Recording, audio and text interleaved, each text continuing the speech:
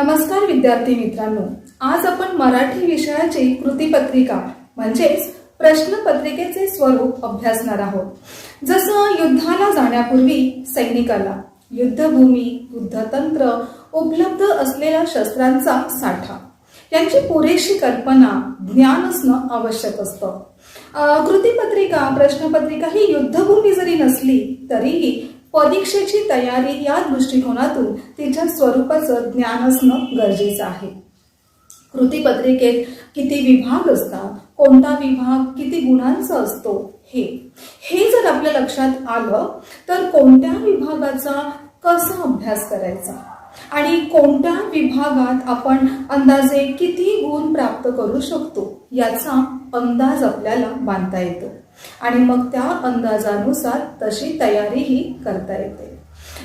प्रश्नपत्रिकेचे, कृतीपत्रिकेचे स्वरूप आपल्याला जितकं ओळखीचं वाटू लागतं तशी परीक्षा या शब्दाविषयी, कल्पनेविषयी वाटणारी अनामिक भीती, नकारात्मक विचार आपोआप हळूहळू बाजूला सरकतील व त्यांची जागा तुमच्या आत्मविश्वासाने घेतलेली असेल. चला तर मग वळूया कृतीपत्रिकेकडे. कृतीपत्रिकेचे स्वरूप अशा प्रकारचे असते. सुरुवातीला उत्तरपत्रिका कशी सोडवावी या संदर्भात काही सूचना दिलेल्या असतात. 1. सूचनेनुसार आकलन कृती व व्याकरण यामधील आकृत्या काढाव्यात. 2. आकृत्या पेननेच काढाव्यात. 3. उपयोजित लेखनातील कृतींसाठी सूचना, निवेदन, आकृतीची आवश्यकता नाही, तसेच या कृती लिहून घेऊ नये. 4. विभाग 5 उपयोजित लेखन, प्रश्न 5अ2 सारांश लेखन या घटकासाठी गद्य विभागातील प्रश्न क्रमांक 1 अपठित उतारा वाचून त्या उताराचा सारांश लिहावयाचा आहे. 5. स्वच्छता, नीटनेटकेपणा व लेखन नियमानुसार लेखन याकडे जाणीवपूर्वक लक्ष द्यावे. कृतीपत्रिकेत 5 विभागावर एकूण 80 गुणांचे प्रश्न विचारले जातात. पाहूयात कसे. विभाग 1 गद्य 18 गुण, विभाग 2 पद्य 16 गुण, विभाग 3 स्थूल वाचन 6 गुण, विभाग 4 भाषा अभ्यास 16 गुण आणि विभाग 5 उपयोजित लेखन 24 गुण अशी एकूण 80 गुणांची कृतीपत्रिका असते.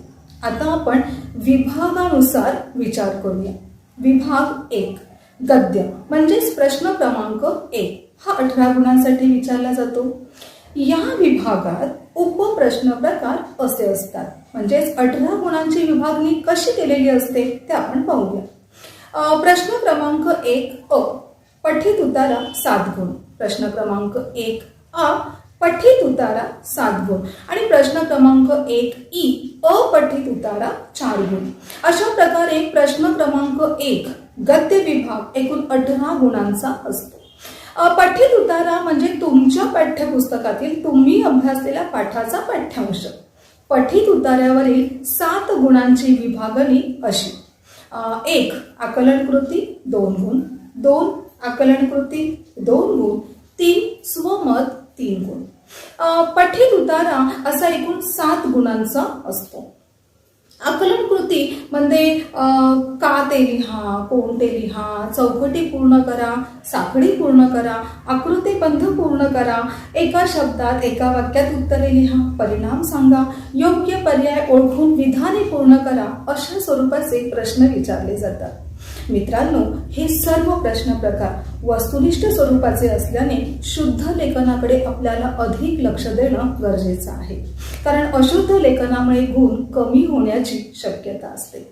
4 गुणांसाठी 2 आकलन कृती विचारल्या जातात. आकलन कृतीमध्ये म्हणजे या प्रश्न प्रकारामध्ये आपण चांगले गुण प्राप्त करू शकतो थोड्याशा तंत्राचा वापर करून. कसा बरं? तर आपल्या सर्वांकडे आपल्या पाठ्यपुस्तकांना पूरक अशी काही संदर्भ पुस्तकं देखील असतात, म्हणजेच रेफरन्स बुक्स.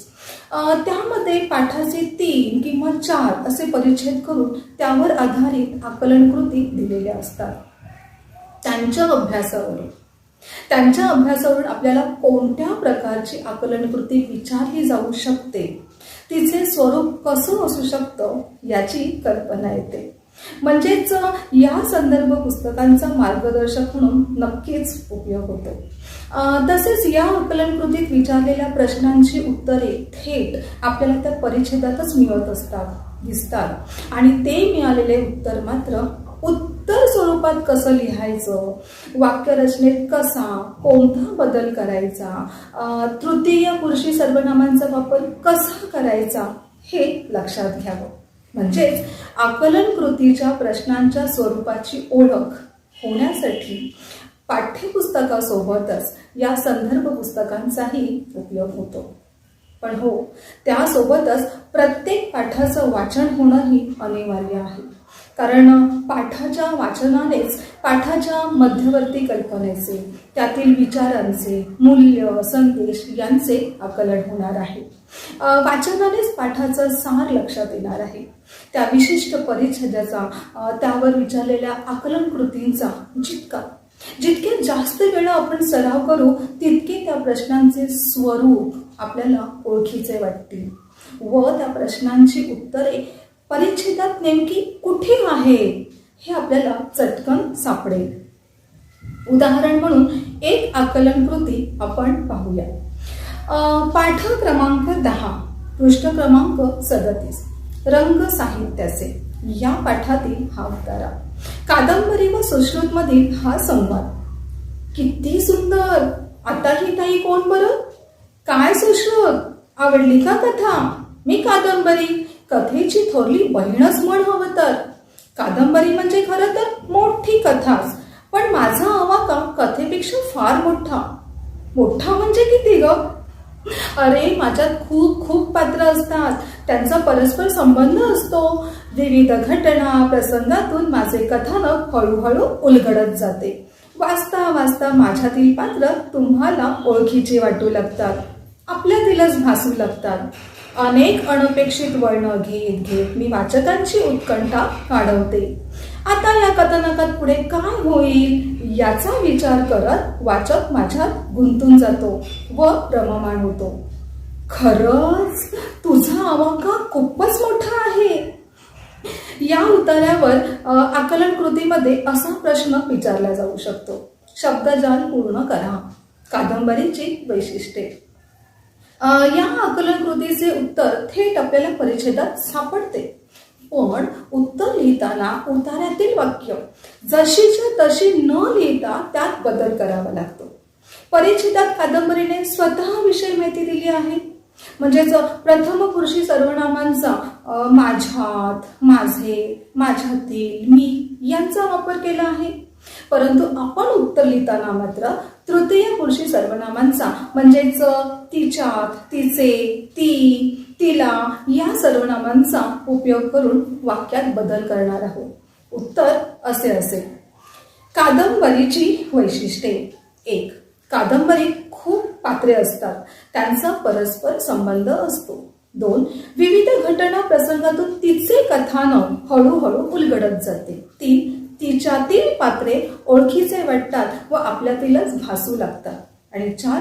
तिच्यातील अनेक अनपेक्षित वळणांमुळे वाचकांची उत्कंठा वाढते आणि तिच्या कथानकात वाचक गुंतून जातो, रममाण होतो. पठित उतार्यावर 4 गुणांसाठी 2 आकलन कृती विचारल्या जातात. पुढील तिसरा प्रश्न असतो स्वमत, 3 गुणांसाठी. स्वमत म्हणजे नक्की काय? जेव्हा आपण पाठ अभ्यासतो तेव्हा त्या पाठातील आशयावर आधारित आपलं स्वतःचं मत तयार होतं, भावना, विचार तयार होतात. हे सारे तसंच आपले अनुभव, आपले अवांतर वाचन, आपलं निरीक्षण यांच्या आधारे आपल्याला स्वमत लिहायचं असतं. आधी आपल्याला प्रश्न समजून घ्यावा लागेल. एकतर त्या प्रश्नाचं उत्तर तुम्हाला सरळ सरळ त्या उतार्यात सापडेल किंवा मग तुम्हाला त्या उत्तराचा आशय उतार्यात मिळणार, पण तो स्वतःच्या शब्दात लिहावा लागेल किंवा मग संपूर्ण पाठावर आधारित त्या पाठाच्या मध्यवर्ती कल्पनेवर आधारित प्रश्न असेल. उतार्यातील विधाने जशीच्या तशी न लिहिता तुमच्या साध्या सोप्या शब्दात उत्तरे लिहावी. तुमच्या विचारशैलीनुसार हे स्वमत सकारात्मक किंवा मग नकारात्मक कसंही असू शकतं. स्वमत म्हणजे तुम्ही तुमचे मत, तुमचे विचार मांडणार आहात. तेव्हा मला असं वाटतं, माझं मत असं आहे, माझा विचार असा आहे, अशा प्रकारच्या विधानांनी उत्तरांची शेवट किंवा उत्तराची सुरुवात करावी.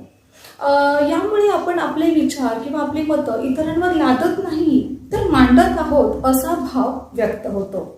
स्वमत लिहिताना पाठ अभ्यासासोबतच तुमचे अनुभव, तुमचं निरीक्षण, अवांतर वाचन या सर्वांचा उपयोग होत असतो. हे सारे तुम्हाला स्वमताच्या स्वरूपात मांडता येऊ शकतं. प्रश्नाचे जे विधान आहे त्या विधानास अनुसरूनच आपल्या उत्तराची सुरुवात किंवा शेवट करावा. कमीत कमी 2 पॅरेग्राफमध्ये हे उत्तर लिहावं. प्रस्तावना व उत्तर असं. मित्रांनो, प्रस्तावनेसाठी वेगळे गुण नसले तरीही प्रस्तावना ही उत्तराच्या सादरीकरणाचा एक महत्त्वाचा घटक आहे. त्यामुळे नेहमी थोडक्यात का होईना प्रस्तावना जरूर लिहावी. स्वमत प्रश्नोत्तराचे एक उदाहरण आता आपण पाहूया. पाठ क्रमांक 3, शाल या लेखक राग जाधव लिखित पाठावरील हा प्रश्न. शाल व शालीनता यांचा पाठाच्या आधारे कळलेला अर्थ स्पष्ट करा.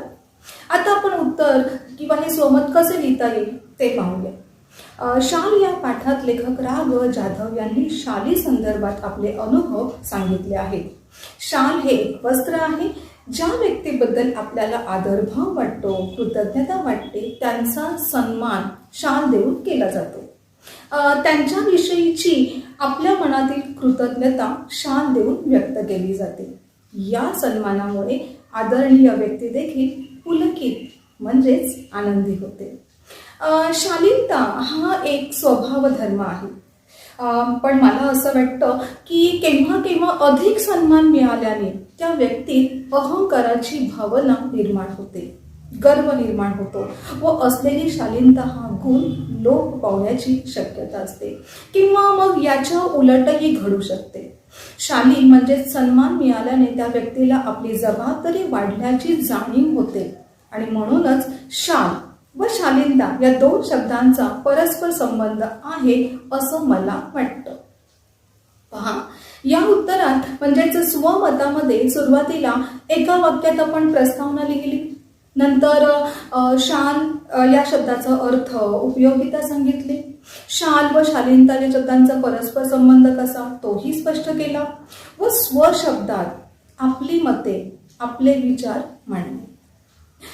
प्रश्न क्रमांक 1 या पठ्ठित उतार्याप्रमाणेच प्रश्न क्रमांक 1 हा पठ्ठित उतारा अगदी तसाच असतो.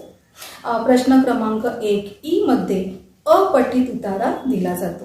त्यावर 2 आकलन कृती असतात 4 गुणांसाठी, ज्यांची उत्तरे देखील सरळ सरळ आपल्याला त्या परिच्छेदात मिळत असतात. या अपठित उतार्यावर स्वमत विचारले जात नाही. आता आपण वळूया विभाग 2 कडे, म्हणजेच प्रश्न क्रमांक 2 पद्य विभाग 16 गुण.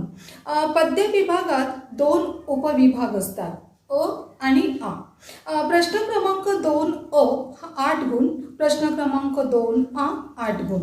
यापैकी सुरुवातीला आपण प्रश्न क्रमांक 2 चा विचार करूया. या प्रश्न प्रकारात एक संपूर्ण पठित कविता आपल्याला दिलेली असते, जसा पठित उतारा दिला जातो. प्रश्न क्रमांक 2 मध्ये 8 गुणांची विभागणी अशी असते. 1 आकलन कृती 2 गुण, 2 आकलन कृती 2 गुण, 3 कवितेतील शब्दांचा अर्थ लिहिणे 2 गुण आणि 4 काव्य सौंदर्य 2 गुण.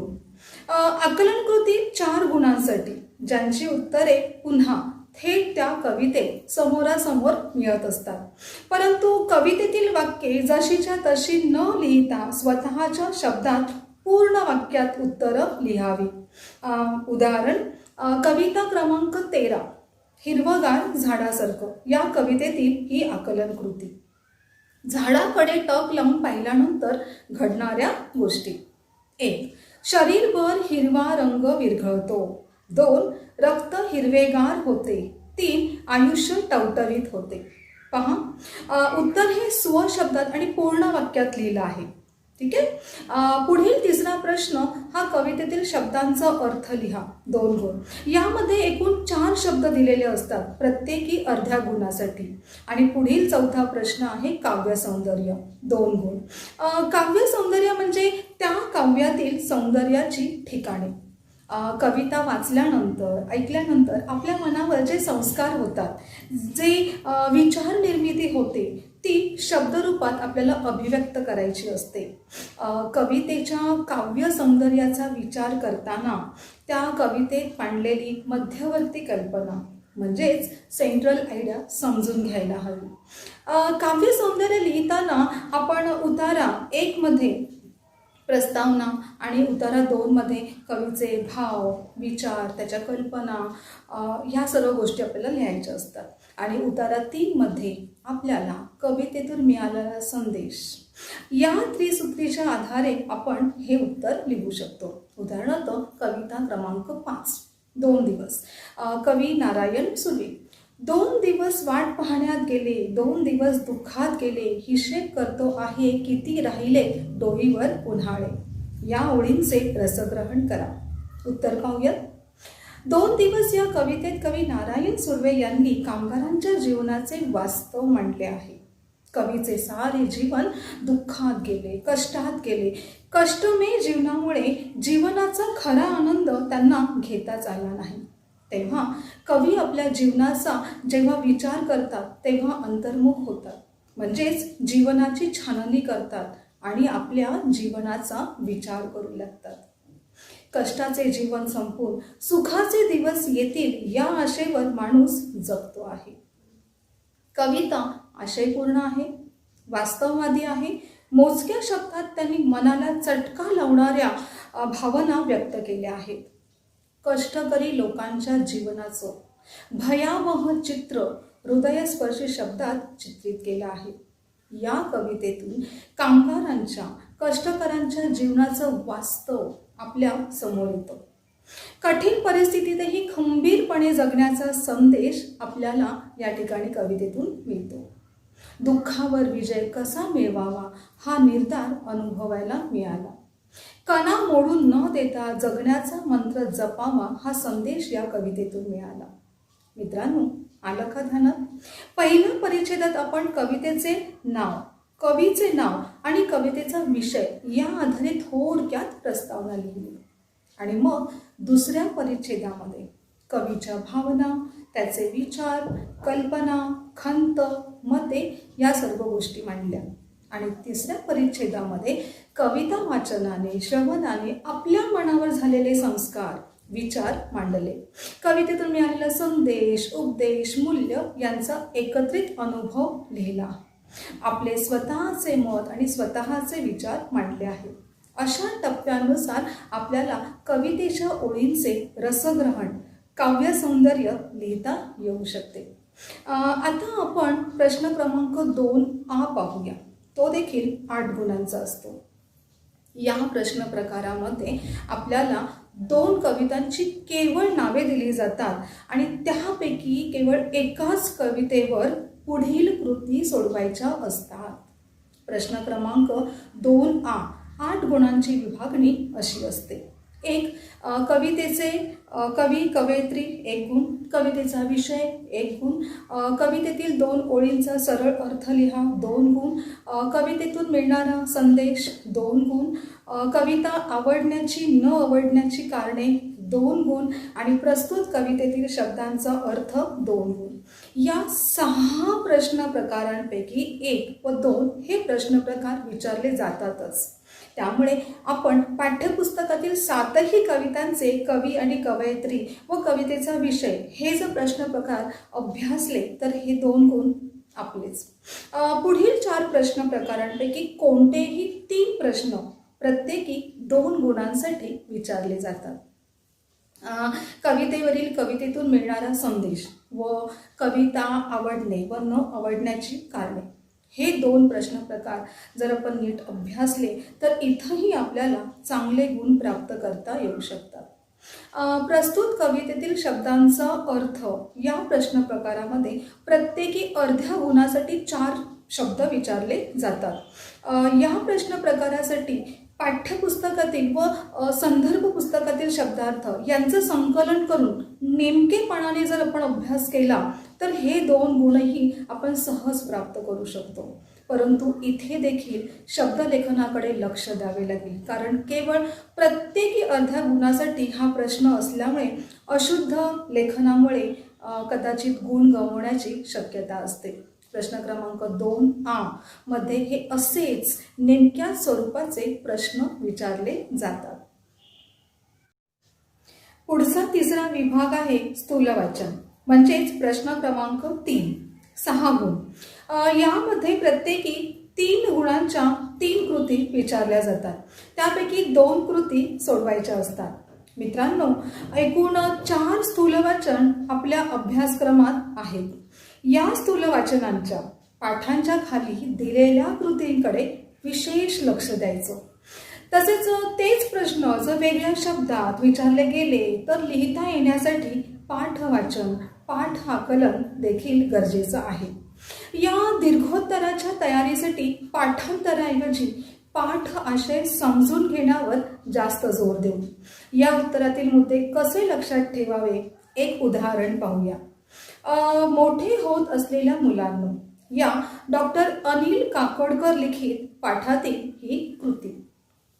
टिपा लिहा. बार्क. सुरुवातीला आपण उत्तराचं वाचन करूया. बार्क म्हणजे BARC म्हणजेच भाभा ऑटोमिक रिसर्च सेंटरचे लघुरूप आहे.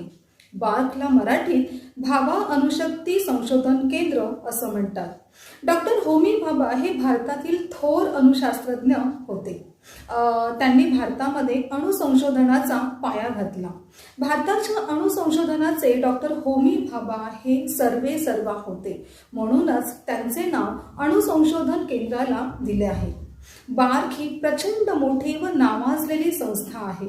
ही संस्था अणुऊर्जेसंबंधित संशोधनाचे महत्त्वाचे कार्य आजतागायत निष्ठेने करीत आहे. अशी दीर्घोत्तरे लक्षात ठेवण्यासाठी आपण काय करू शकतो? तुमच्या लक्षात आलो का मित्रांनो? या उत्तरात प्रत्येक आधीच्या वाक्यावर दुसऱ्या वाक्य जे आहे ते आधारित आहे. त्यात एक क्रम आहे, एक सिक्वेन्स आहे, तो आपण समजून घ्यायचा. जसं बार्क या विषयावर ही टीप लिहायची आहे, तेव्हा बार्क म्हणजे काय? तर उत्तर मिळतं BARC. BARCचे संपूर्ण रूप म्हणजेच लॉंग फॉर्म काय आहे? तर भाभा ॲटॉमिक रिसर्च सेंटर. बरं, मग याला मराठीत काय म्हणतात? तर भाभा अणुशक्ती संशोधन केंद्र. मग हे भाभा कोण होते बरं? तर ते थोर अणुशास्त्रज्ञ होते. त्यांनी काय केलं? त्यांनी भारतात अणुसंशोधनाचा पाया घातला. ते अणुसंशोधन प्रकल्पाचे सर्वेसर्वा होते आणि म्हणून त्यांचं नाव या प्रकल्पाला दिले. मग ही संस्था कशी आहे? ही प्रचंड मोठी व नावाजलेली संस्था आहे. ती संस्था काय करते? तर अणुऊर्जा संबंधित संशोधनाचे कार्य आजतागायत निष्ठेने करत आहे. अशा प्रकारे स्वसंभाषणाद्वारे स्व अभ्यास करता येतो. पाठांतरापेक्षा पाठाचा गाभा, पाठाचा सार जर आपण समजून घेतला तर तो स्मरणात राहण्यास मदत होते. अशा प्रकारे 2 ते 3 वेळा त्यांचं वाचन केल्याने सरावही होतो. आपल्या मित्रमैत्रिणींना असं आपल्याला समजलेलं उत्तर पुन्हा स्पष्ट करून सांगा, त्यामुळे ते आणखीनच पक्क होतं. पुढचा विभाग 4, भाषा अभ्यास म्हणजेच प्रश्न क्रमांक 4, 16 गुण. याचे 2 विभाग आहेत. प्रश्न क्रमांक 4A व्याकरण घटकावर आधारित 8 गुण आणि प्रश्न क्रमांक 4A भाषिक घटकांवर आधारित 8 गुण. प्रश्न क्रमांक 4A यात 3 उपप्रश्न असतात. 1. खालील वाक्याचा प्रकार ओळखा 2 गुण. 2. कंसातील सूचनेनुसार वाक्य रूपांतर करा 2 गुण. 3. खालील वाक्प्रचारांचा अर्थ सांगून वाक्यात उपयोग करा 4 गुण. प्रश्न क्रमांक 4A हा भाषिक घटकांवर आधारित असतो. त्यातही 3 उपप्रश्न प्रकार असतात. 1. शब्दसंपत्ती 4 गुण. 2. लेखन नियमानुसार लेखन 2 गुण आणि 3. विरामचिन्हे 2 गुण. प्रश्न क्रमांक 4 अ मधील 1 व 2 हे उपप्रश्न वाक्यांचे प्रकार ओळखा व बदला. हे वाक्यांचे प्रकार या व्याकरण घटकांवर आधारित असतात. वाक्यांचे विविध प्रकार आहेत, त्यापैकी आपल्याला अभ्यासक्रमात विधानार्थी वाक्य, उद्गारार्थी वाक्य, प्रश्नार्थी वाक्य आणि आज्ञार्थी वाक्य यांचा समावेश आहे. प्रश्न क्रमांक 4 अ मधील तिसरा उपप्रश्न जो आहे तो वाक्प्रचार या व्याकरण घटकावर आधारित असतो 4 गुणांसाठी. यामध्ये वाक्प्रचाराचा अर्थ सांगा 1 गुण व वाक्प्रचाराचा उपयोग करून वाक्य बनवा असा 1 गुण. अशा प्रकारे या 2 गुणांची विभागणी केलेली असते. जर आपण पाठ्यपुस्तकातील व संदर्भ पुस्तकातील दिलेल्या सर्व वाक्प्रचारांचे संकलन केले तर त्यांचा अभ्यास सोयीचा होईल. त्यामुळे इतका अभ्यास आपल्याला या 4 गुणांसाठी करायचा आहे ही कल्पना स्पष्ट होते. म्हणजेच नोट्स स्वरूपातील काही वर्कशीट स्वतः बनवल्या तर त्या अभ्यासने सोपे होते. मला वाटतं स्वयं अध्ययनाचं हे एक सोपं तंत्र आहे. उदाहरण म्हणून आपण ही एक वर्कशीट पाहूया. प्रश्न क्रमांक 4 अ 3 वाक्प्रचार. मळ क्षाळणे म्हणजेच मळ धुणे, जन्म पावणे जन्म घेणे, पाया घालणे एखाद्या कार्याचे मूळ रुजवणे, दिशा दाखवणे म्हणजेच मार्ग दाखवणे अशी वर्कशीट आपण तयार करू शकतो. प्रश्न क्रमांक 4 आ भाषिक घटकांवर आधारित 8 गुण. 1 शब्दसंपत्ती 4 गुण, लेखन नियमानुसार लेखन 2 गुण आणि 3 विरामचिन्हे 2 गुण. शब्दसंपत्तीमध्ये 1 समानार्थी शब्द 1 गुण, दुसरा विरुद्धार्थी शब्द 1 गुण आणि तिसरं शब्द समूहासाठी 1 शब्द 1 गुण, वचन बदला 1 गुण, लिंग बदला 1 गुण. शब्दसंपत्तीतील या 5 घटकांपैकी कोणत्याही 4 घटकांवर 4 गुणांसाठी प्रश्न विचारले जातात. प्रत्येकी अर्ध्या गुणासाठी 2 समानार्थी शब्द, प्रत्येकी अर्ध्या गुणासाठी 2 विरुद्धार्थी शब्द, एका गुणासाठी शब्द समूहासाठी 1 शब्द म्हणजे यात एकच शब्द समूह दिला जातो. प्रत्येकी अर्ध्या गुणासाठी 2 वचन बदला आणि प्रत्येकी अर्ध्या गुणासाठी 2 शब्द लिंग बदलासाठी दिले जातात. इथं देखील आपण पाठ्यपुस्तकं व संदर्भ पुस्तकं यांच्या मदतीने समानार्थी शब्द, विरुद्धार्थी शब्द, शब्द समूहासाठी 1 शब्द, वचन बदला, लिंग बदला यांचं जर संकलन केलं तर अभ्यास सोपा होईल.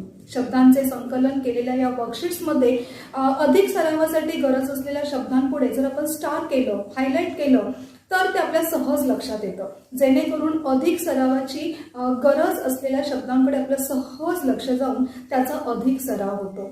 हे देखील स्वयं अध्ययनाचेच एक तंत्र आहे. लेखन नियमानुसार लेखन या प्रश्न प्रकारामध्ये 2 गुणांसाठी प्रश्न विचारले जातात आणि या विभागावरती सुद्धा 2 स्वरूपाचे प्रश्न प्रकार विचारले जातात. त्यापैकी कोणताही एक प्रश्न प्रकार विचारला जाऊ शकतो. पहिला प्रकार म्हणजे 2 विधाने 2 गुणांसाठी दिली जातात. प्रत्येक विधानामध्ये 2 अशुद्ध शब्द दिलेले असतात, ते ओळखून त्यांना शुद्ध स्वरूपात लिहायचे असते. कृतीपत्रिकेत दिलेले विधान पूर्ण लिहायचे व शुद्ध स्वरूपात लिहिलेल्या शब्दाला अधोरेखित करायचे, अंडरलाईन करायचे.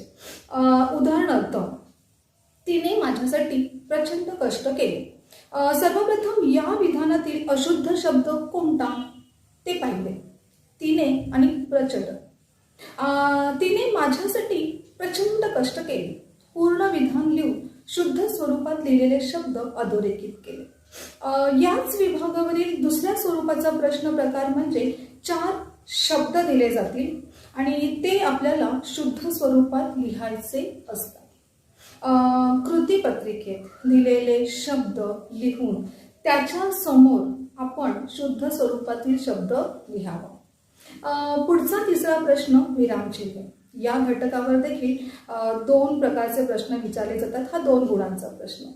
यामध्ये दिलेले विधान विरामचिन्हांचा उपयोग करून पुन्हा लिहायचं असतं. तसेच विरामचिन्हे दिली जाऊन त्यांची नावे लिहा असाही एक प्रश्न प्रकार विचारला जाऊ शकतो.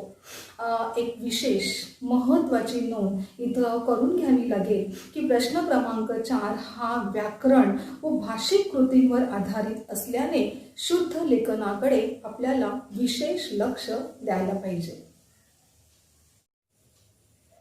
पुढचा विभाग आहे 5 म्हणजेच प्रश्न क्रमांक 5. उपयोजित लेखन 24 गुण. हा विभाग अ, आ आणि ई अशा 3 विभागात विभागला आहे. प्रश्न क्रमांक 5 अ हा 6 गुण. यात 2 कृती विचारल्या जातात. एक म्हणजे पत्रलेखन आणि दुसरं म्हणजे सारांश लेखन. या कृतींपैकी एकच कृती आपल्याला सोडवायची असते, पत्रलेखन किंवा मग सारांश लेखन. पत्रलेखनामध्ये एखादं निवेदन, जाहिरात किंवा माहिती दिली जाते आणि त्यावर आधारित औपचारिक म्हणजेच फॉर्मल व अनौपचारिक म्हणजेच इनफॉर्मल असे पत्रप्रकार विचारले जातात. पत्रलेखनामध्ये मागणी पत्र, विनंती पत्र, अभिनंदन पत्र या 3 पत्र प्रकारांचा समावेश आहे. मागणी पत्र, विनंती पत्र हे औपचारिक व अभिनंदन पत्र हे अनौपचारिक पत्र लेखनाचे प्रकार आहेत. जर आपण पत्रलेखन हा प्रश्न सोडवणार असू तर त्या 2 प्रकारांपैकी एकाच प्रकारचं पत्रलेखन आपल्याला करायचं आहे, औपचारिक किंवा अनौपचारिक. पत्रलेखनाऐवजी सारांश लेखन हे जास्त चांगल्या प्रकारे लिहिता येईल असं जर आपल्याला वाटलं तर ते लिहावं. व त्यासाठी प्रश्न क्रमांक 1 ई मधील अपठित उतारा जो आपण आधीच वाचला आहे, समजून घेतला आहे, त्या अपठित उतार्याचा 1/3 सारांश आपल्याला लिहायचा आहे. म्हणजेच प्रश्न क्रमांक 5 अ मध्ये पत्रलेखन किंवा सारांश लेखन या 2 कृतींपैकी केवळ एक कृती सोडवायची आहे 6 गुणांसाठी. प्रश्न क्रमांक 5 आ हा 10 गुण. यात आपल्याला 3 कृती दिलेल्या असतात, जाहिरात लेखन, बातमी लेखन आणि कथा लेखन. या 3 कृतींपैकी केवळ 2 कृती आपल्याला सोडवायच्या असतात. जाहिरात लेखन या विभागावर देखील 2 स्वरूपाचे प्रश्न असतात. त्यापैकी एक प्रकार आपल्याला विचारला जातो. एक म्हणजे दिलेल्या विषयावरून जाहिरात तयार करणे आणि दुसरा प्रकार म्हणजे दिलेली जाहिरात वाचून त्याखालील कृती सोडवणे. जाहिरातीचा प्रश्न हा कृतीयुक्त स्वरूपात दिला जाईल. त्यासाठी प्रसंग, चित्र, बातमी, शैक्षणिक विषय यापैकी कोणत्याही स्वरूपाचा विषय दिला जाईल, प्रत्येकी 5 गुणांसाठी. बातमी लेखन या प्रश्नासंदर्भात एखाद्या घटना प्रसंगाची किंवा एखाद्या समारंभाची माहिती देऊन त्या आधारे वृत्तांत लेखन करण्यास सांगितलं जातं. कथा लेखन हा प्रश्न प्रकार पुढील विविध स्वरूपात विचारला जाऊ शकतो. कथा बीजावरून कथा लेखन, शीर्षकावरून कथा लेखन, दिलेल्या शब्दांवरून कथा लेखन, अपूर्ण कथा पूर्ण करणे यामध्ये कथेचा पूर्वार्ध उत्तरार्ध लिहिणे किंवा उत्तरार्ध देऊन पूर्वार्ध लिहिणे, मुद्द्यांवरून कथा लेखन. प्रश्न क्रमांक 5 ई 8 गुण. लेखन कौशल्यावर आधारित म्हणजेच निबंध लेखन. या प्रश्न प्रकारात 3 प्रकारचे निबंध दिले जातात, प्रसंग लेखन, आत्मकथन आणि वैचारिक. यापैकी कोणताही एक निबंध प्रकार आपल्याला दिलेल्या मुद्द्यांच्या आधारे लिहायचा असतो. विद्यार्थी मित्रांनो, उपयोजित लेखन ही एक कला आहे, एक कौशल्य आहे जे केवळ आणि केवळ सरावाने आत्मसात करता येईल. आपले शिक्षक आपल्याला या साऱ्या लेखन कौशल्यांची ओळख करून देतात. त्यातील विविध मुद्दे, त्यातील तंत्र यांचीही माहिती करून देतात, कल्पना देतात. पण ही लेखन कला, हे लेखन कौशल्य आत्मसात करण्यासाठी अवांतर वाचन, मनन, चिंतन, निरीक्षण आणि नियमित लेखनाचा सराव यांना फार महत्त्व आहे. विविध लेखन प्रकारांचे संकलन करून, संग्रह करून त्यांचं नियमित वाचन व सराव केला तर नक्कीच आपली भाषा समृद्ध होईल व लेखन कला अवगत होईल, संपन्न होईल. विविध विषयांवरील पत्रांच्या नमुन्यांचा जर आपण संग्रह केला आणि त्यांचं नियमित वाचन केलं तर पत्रलेखनाची जी भाषा आहे, जे तंत्र आहे ते सहजगत्या आपल्याला अवगत होईल. सारांश लेखनासाठी देखील सराव गरजेचा आहे. दिलेल्या उतार्याचा सारांश कसा लिहिला आहे, कशा प्रकारे त्यातील मध्यवर्ती कल्पना स्वशब्दात, मोजक्या शब्दात मांडली आहे यांचं निरीक्षण फायदेशीर ठरेल. जाहिरात लेखनासाठी देखील विविध विषयांवरील जाहिरातींचे संकलन, त्यांचे वाचन, निरीक्षण हाच एक मार्ग आहे. तीच गोष्ट बातमी लेखनाची. निबंध लेखनासाठी अवांतर वाचन आवश्यक आहेच. त्यातूनच आपल्याला लक्षात येईल की बोली भाषेपेक्षा लेखनाची भाषा ही कशी वेगळी असते. सुभाषित, सुवचन यांचा आपल्या लेखनात कसा वापर करायचा आहे, भाषेचे सौंदर्य कसं वाढवता येतं, कल्पना व्यक्त करताना वेगवेगळ्या प्रतिमांचा कसा वापर करावा वगैरे वगैरे. निबंध लेखनासाठी दिलेल्या या मुद्द्यांमुळे आपल्या विचाराला एक दिशा मिळते. अशा प्रकारे सर्व प्रकारच्या उपयोजित लेखनासाठी केवळ आणि केवळ त्या प्रत्येक लेखन प्रकारांचं संकलन, वाचन, मनन, चिंतन, निरीक्षण आणि सराव हीच गुरुकिल्ली आहे असं मला वाटतं. विद्यार्थी मित्रांनो, नियोजन, प्लॅनिंग हे शब्द आपल्या परिचयाचेच आहेत, पण आपण ते अंमलात आणतो का? ते खूप आवश्यक आहे. मग हे नियोजन म्हणजे नेमकं काय? तर अशी तयारी जी आपल्याला व्यवस्थित मार्गदर्शन करते. आपण कुठे जायचे आहे आणि कसे जायचे आहे यासाठी. नियोजन म्हणजे एक अशी कृती जी एका पुलाप्रमाणे आहे. ब्रिज दोन गोष्टी जोडते. एक तर तुम्ही कोठे आहात आणि दुसरी तुम्ही कोठे जाणार आहात. थोडक्यात काय, तर आपण अगोदरच याचा निर्णय घ्यायचा की ते विशिष्ट काम करायचे आहे. ते कसे करायचे, कधी करायचे हे सारे ॲडव्हान्स मध्ये ठरवणे म्हणजेच नियोजन. Planning is deciding in advance what to do, how to do, when to do, what to do. Planning is the process of thinking about the activities required to achieve the desired goal. परीक्षेत उत्तम यश मिळवण्यासाठी अभ्यासाचे उत्तम नियोजन महत्त्वाचं आहे. परीक्षा अजून दूर आहे, नंतर अभ्यास करू किंवा मग आत्ताच अभ्यास करून ठेवू, हा विचार चुकीचा आहे, योग्य नाही. कारण अभ्यास हा नियमितपणे सातत्याने रोजच्या रोज केला पाहिजे. म्हणजे मग अभ्यासाची भीती वाटण्याऐवजी आनंद मिळतो. वाचू मग, करू मग, बघू मग असा जर अभ्यास टाळला तर मग कमी वेळात जास्त अभ्यास करण्याची वेळ येते आणि मग आपली चिडचिड होते.